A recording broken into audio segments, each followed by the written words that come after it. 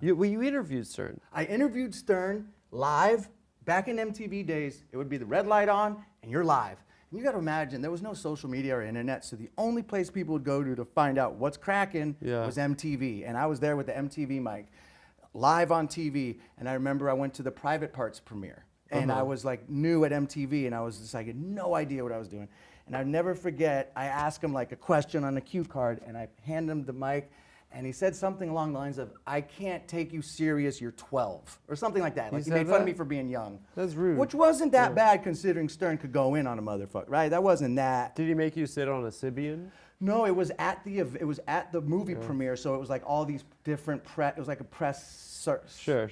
You know, like a junket. A junket. I interviewed Howard Stern, and then I was just interviewing everybody at MTV. So I basically at MTV, everybody comes to. I interviewed Tupac live on TV, and I was the last MTV interview of Pac. He died shortly after, and he was so cool, man. It was like I'll never forget. I was done working at some event, and I smoked a blunt with my producer at MTV. Shit was crazy, 90s. Yeah. Smoked a blunt, and then all of a sudden, they go, you got to interview Tupac, he just got here. And I'm like, I'm so stoned. Oh, they go, so is he. Red light on. And I'm like, fuck.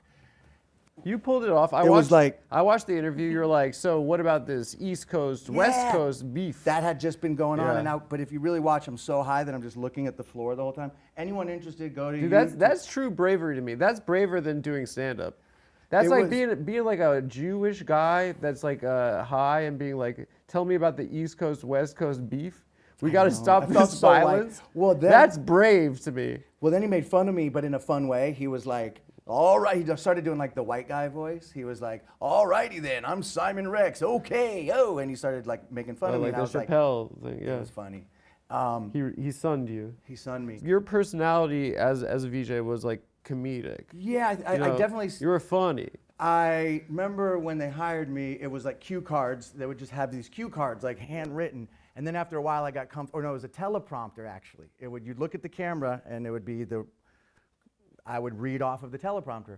And then after a while, it was cue cards with bullet points. And then after a while, I was like, I'm freestyling all of it. Just tell me what. They trusted you. Okay, a Metallica video comes out this week. I'm just gonna riff. And then I got pretty comfortable, just like in anything else. You get used to it. And when you're like, I don't know, you're in the trenches on live TV. Yeah. Like, it's almost like doing stand-up. Like from there, anything's easy. Like after that, I can like go, I don't know, like acting's easy. Oh, I fucked up, we can cut and go again. Amazing. Like you don't get that in stand-up. You better nail it. You know what I mean? Oh, well, something magic about live. Yeah, if something doesn't work, I typically just hand out money in the audience. That's what I've been doing recently. You hand out money? So to the women in the audience.